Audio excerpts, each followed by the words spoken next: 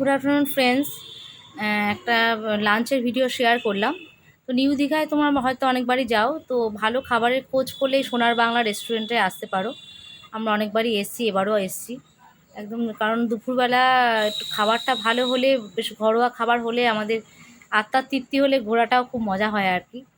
তো সেক্ষেত্রে এখানে ভেজ থালি, চিকেন থালি, তুমি যেভাবে যেটা চাও সেটাই আছে।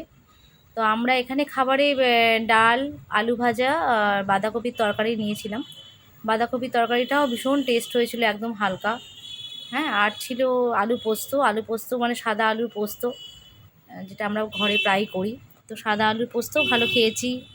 আর চিকেন মাটন দুটোই নিয়েছিলাম, কারণ ছেলে তো মাটন অতটা পছন্দ করে না, ওর জন্য চিকেন নিয়েছিলাম। তো সেক্ষেত্রে চিকেন মাটন দুটোই ভীষণ লাইট, একদম ঝাল হয়নি, খেয়ে কোনো অসুবিধা হয়নি আমাদের। আর আরেকটা ছিল হচ্ছে চিংড়ির মালাইকারি, ছেলের জন্য নিয়েছিলাম, কারণ ও চিংড়ি মাছ খেতে খুব ভালোবাসে।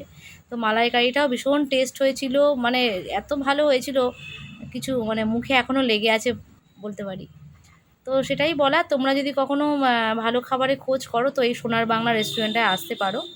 হ্যাঁ, তো স্বাদ ও মান দুটোতেই খুব ভালো, খেয়ে আর কি তৃপ্তি হবে তোমাদের।